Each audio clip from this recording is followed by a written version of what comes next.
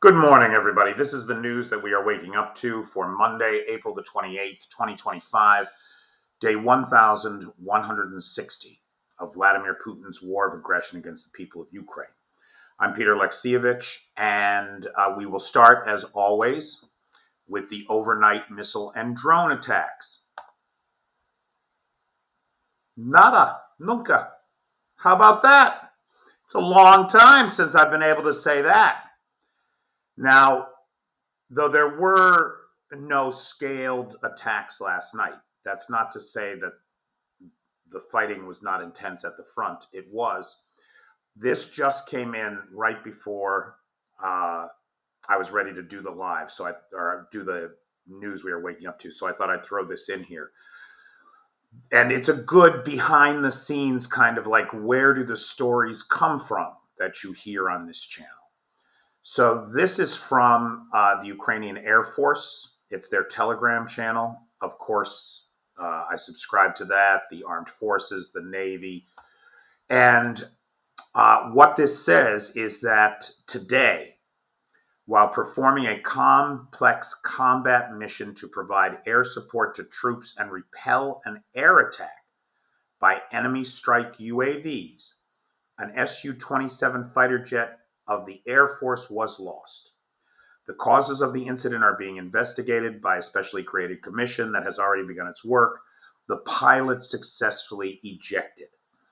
The search and rescue team arrived at the landing site in time. The pilot was taken to a medical facility for diagnosis. His life and health are not in danger. His condition is stable. Read the statement from the Ukrainian Air Force this morning. Now, look, we don't know what happened. We don't know if it was a technical malfunction of an older Soviet-era Sukhoi. We don't know if it was combat fire from the enemy. We don't know if it was friendly fire from the Ukrainians. We just don't know. What's important, so there's a couple things I think that are important in this story, though. This Su-27 was involved in a complex combat mission to provide air support to troops. Close air support for infantry. This is a brand new capability that I understand is a part of the complex maneuver warfare that is the way that we do things in the United States, in the West, not of Soviet doctrine. And remember, so much of the Army Corps was educated under the Soviet system. Everybody my age, right?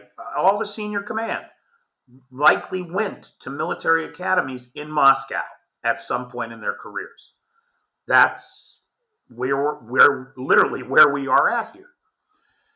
The fact that the Ukrainian Air Force is expanding its capabilities to include these frontline close air support for combat engagements is a sign of the evolution of the Ukrainian armed forces under the worst conditions imaginable. In these kinds of operations, the loss of equipment is expected. The loss of pilots is expected. And so when an aircraft is lost, sure, it hurts. There's only so many of them, right? But the pilot ejected safely and was safely recovered. That's good news. If you're going to expose your Air Force to new threats at the front line, you have to expect equipment losses. That's going to happen. The best that we can hope for is that the pilots get out safe. Thank God that is the case here. Now, a lot of news about the Alabuga drone manufacturing site in Tatarstan. So apparently what we seem to believe is the case with the general consensus among analysts is that the Ukrainians sent 6 Foxbat drones, which look like little Cessnas, 1,200 kilometers into, look at how far you're going past Moscow. Holy cow, 800 miles, right? 5 of the 6 crossed all of this Russian airspace and struck the facility. The first one put a hole in the roof. The rest went through that hole to destroy the final production assembly line at the Tatarstan plant. Now, this is so important for so many reasons. Western intelligence has identified this plant as producing the new jet drones, the Garan 2s. If that is true, and I think we have good reason to believe it is, then taking that production facility out will neutralize that threat for the time being. This is important because the Garan 2s fly at 600 kilometers an hour, 400 miles an hour. 400 miles an hour. It is much harder to shoot them down than it is to shoot down the traditional Shaheds that maybe fly at 200 kilometers an hour, about 120 miles an hour. With a chain gun or an auto cannon, you can take those out. That is not the case with the jet drones. This facility was up to producing 300 mixed type drones a day, 9,000 drones a month. Putting an end to its production is the kind of thing that'll get Ukraine, we hope, some breathing space.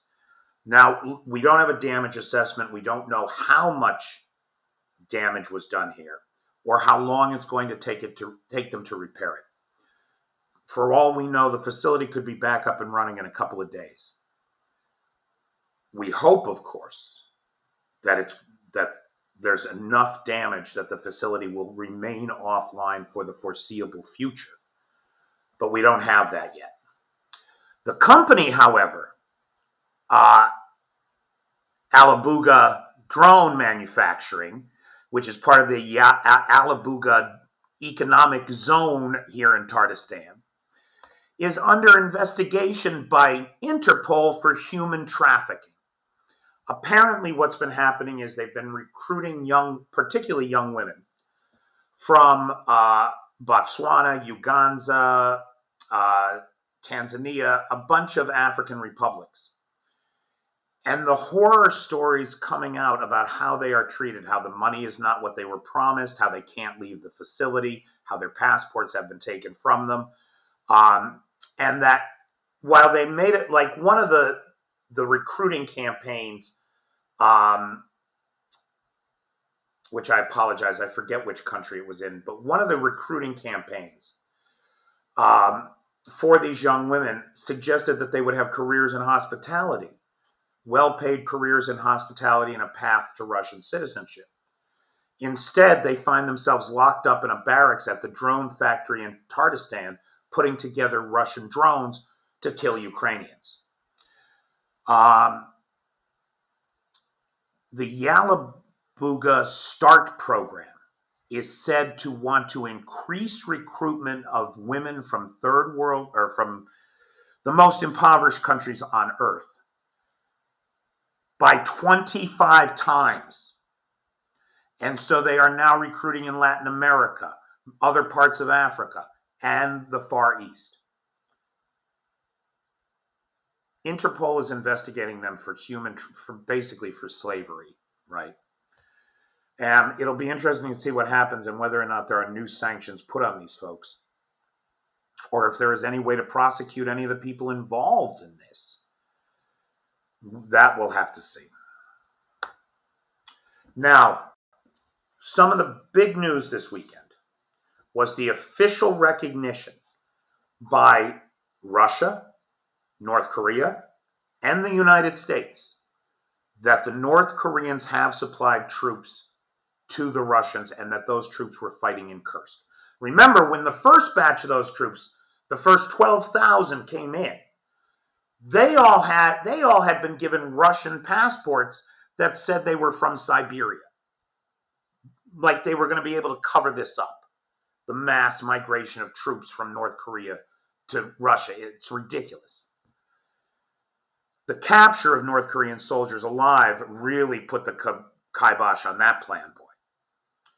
So Gerasimov, in his address to the nation on Sunday, said, "I would like to especially highlight the participation of the servicemen of the Democratic People's Republic of Korea in the liberation of Kursk, because Gerasimov, Peskov, Putin, and Kim Jong-un have all said this weekend that Ukraine is out of Kursk and that the North Korean troops were only there to accomplish that mission. Mission accomplished." This is bullshit. The Ukrainian army says bullshit. We still have 13 square kilometers of Kursk under our control. I know it's nothing. It's a toehold. It's symbolic, but it's real. Russia does not have control of its own internationally recognized borders right now. And this is without even taking into consideration Belgorod, which the Russians just seem to be ignoring completely. So not only did Gerasimov acknowledge this, so did our boy Kim Jong-un, who said the words, "Our heroic soldiers participated in the deepening of our friendship with Russia, in expelling the adventurous was the word that it got translated into English from the Korean.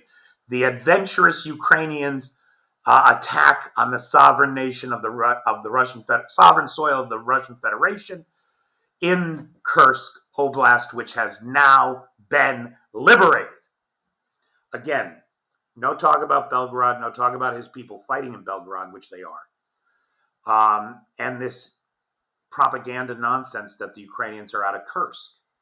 The Ukrainians are now in Kursk for 9 months, 3 weeks, 1 day, and 16 hours. And as far as I can see, they're going to wake up there tomorrow, too. However, we finally heard something from Trump on this unholy alliance. He's not happy about it. "I'm not happy, Vladimir." The U.S. slammed North Korea's troop deployment to Russia, saying it bears responsibility for prolonging the war, called for Pyongyang and Moscow to end their military cooperation. The announcement from Kim Jong-un that the mission's accomplished may very well mean the end of North Korean troops going to Russia to die, so that this fuck can line his pockets.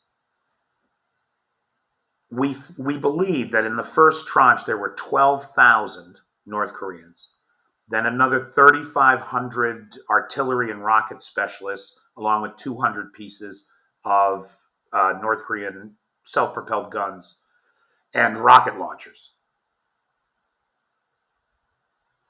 That's 15,500 men, give or take, we believe, that came in.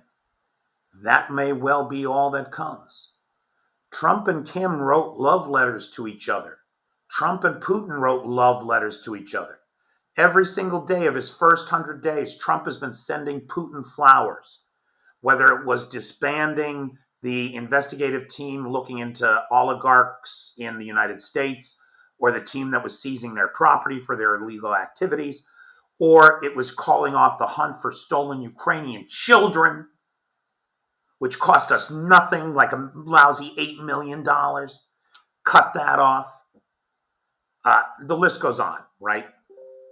So we're seeing, since the Pope's funeral, we're seeing the first signs from the Trump administration pushing back against Russia. And the first is in this opposition to North Korean involvement.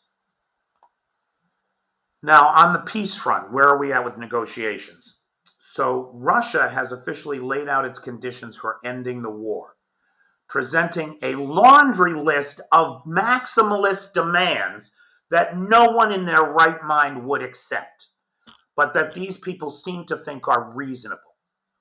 It would require Ukraine to surrender key elements of its sovereignty and the international community to legitimize Moscow's territorial gains. It's a world of might makes right, and that is not the world we are supposed to be living in. According to Foreign Minister Lavrov, the peace terms include official international recognition of Crimea, Sevastopol, the so-called Donetsk People's Republic, Luhansk People's Republic, as well as Kherson and Zaporizhia as Russian territories. So 20% of Ukraine gone to the Russians, along with 4 million Ukrainians trapped in those temporarily occupied territories to be left to the tender mercies of the Russians. And if you don't think that's a real thing, I would tell you to Google a Tesh group, right? The partisans that every day inside the temporarily occupied territories are risking their lives to oppose this illegal occupation. Lifting of Ukraine's ban on direct negotiations with Russia. This is nonsense. There is no such ban. Zelensky himself today said that he is prepared to talk to anyone under any circumstances at any time. Ukraine's formal rejection of NATO membership. They want to neuter Ukraine. Full demilitarization and so-called denazification of Ukraine, which is to say they want the Zelensky regime out of power and their own puppets instituted. It's ridiculous. Removal of all sanctions against Russia and return of the frozen assets. The only leverage we have, give it up. Repeal of Ukrainian laws that restrict the use of the Russian language, culture, and the Russian Orthodox Church. This is nonsense. I fucking live here. There are no such laws. None. Yes, it's true. A couple of the Moscow Patriarchy monasteries have been seized by the Ukrainian government. And do you know what was found inside of them? Weapons, spies, luggage full of money. These are not religious organizations. These are a mask, right? Maskirovka for the Russian Federation. It's the Russian Patriarchy in Ukraine is a propaganda tool of the Kremlin. It's not a religion. For fuck's sake, it's headed by a guy who used to be a KGB agent. The patriarch of the Russian Patriarchy is a former KGB agent who worked with Putin. So some of this isn't even, what they're demanding, some of it isn't even real. Remind you of anybody you know? And then the rest of it is mostly unacceptable to Ukraine. Lavrov was talkative this weekend. He said some interesting things. One of the reasons that Russia has given for rejecting the U.S. peace plan, which for some reason is not making the news.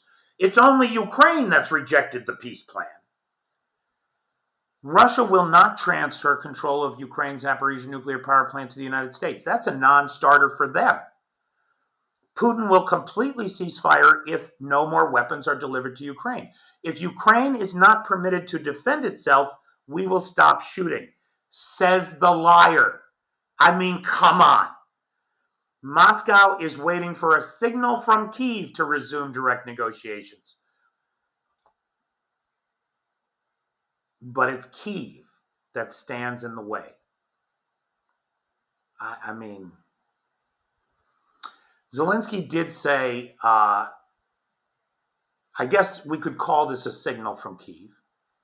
He would engage directly with Moscow if there was an unconditional ceasefire.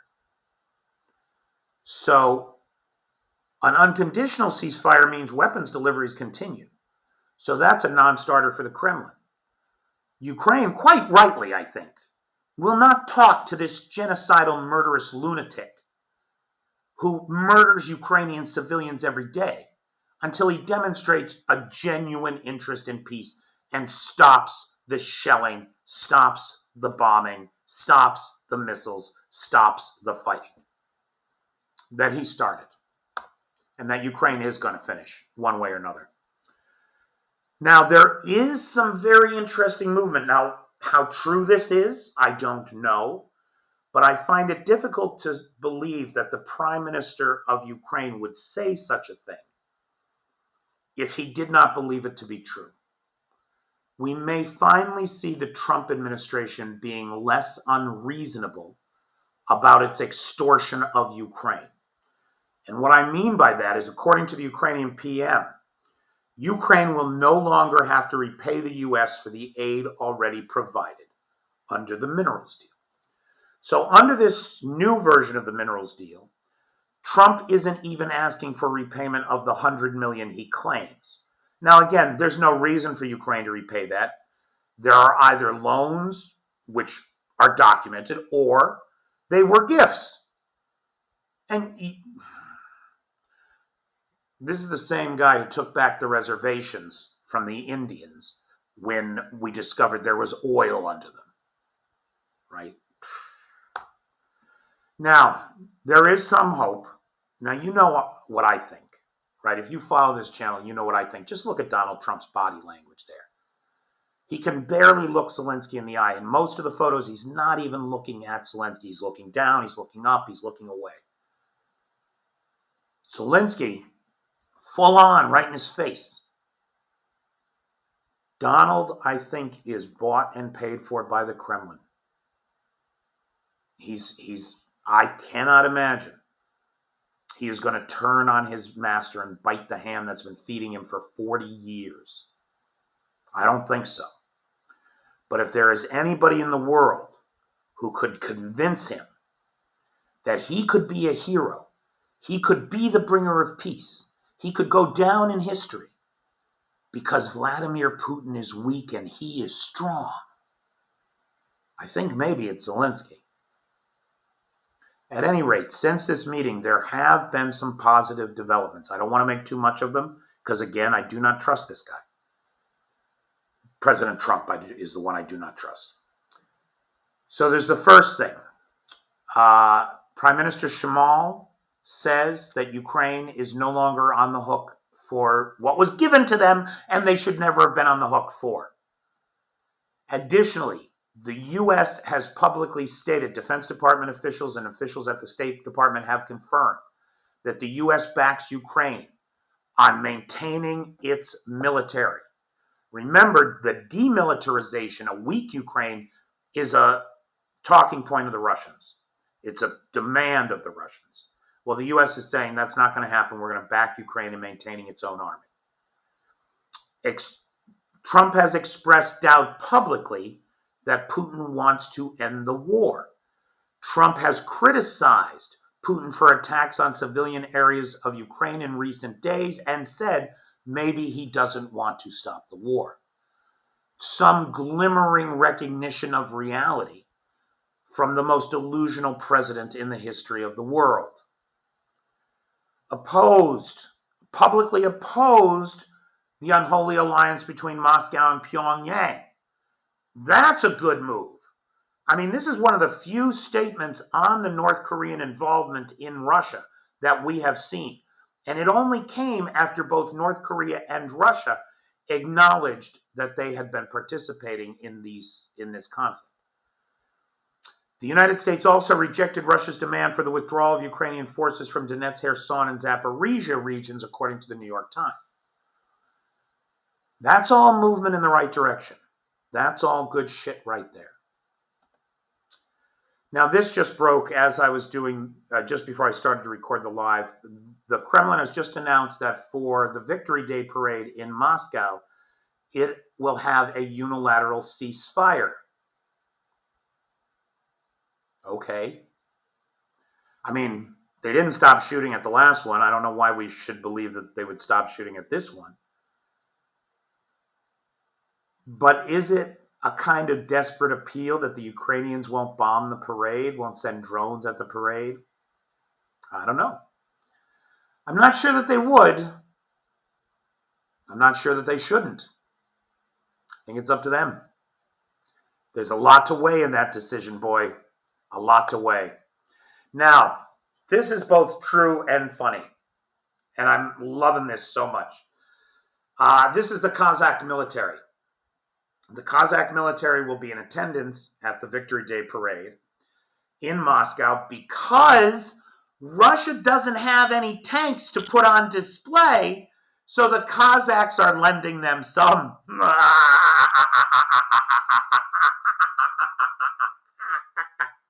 Wait, it gets better. It gets so much better. Additionally, across Kazakhstan, major cities are banning pro-Russian parades for Victory Day, the same day that the Kazakhs will be in Moscow at the Victory Day parade there. Pro-Russian parades all across Kazakhstan are being banned. Now, why would that be? The Cossacks have been under Moscow's thumb for so long. But lately, there have been a bunch of little jibes at Moscow, like the president of Kazakhstan at the meeting of former Soviet states gave his address in Kazakh, not in Russian. And we got to watch all the Russians scramble for their headsets so they could get the translation, right? There's other things too. Abandoning the teaching of the Russian language is mandatory in schools, for example. Other things. Why now would they ban the Victory Day parade? Well, could it be that they understand that if Moscow needs to borrow tanks from them for a parade, Moscow is weak. Moscow is in trouble. Now is the time to start moving as far away from the Kremlin as you can. We'll see. They've also stopped transporting 80% of their export oil through Russia, which was both an economic and political blow to the Kremlin. So this is a domino to watch. Okay, I'm Peter Alexievich everywhere, and I'm Peter Alexievich on TikTok and PayPal. If you pay your Patreon through Apple Pay, please change that. They take 30% of what you give, and then they hold it for 75 days. And it's very difficult for me right now. Thank you. All right, we will see everybody tonight in the live. Thanks, everybody. Make it a great day.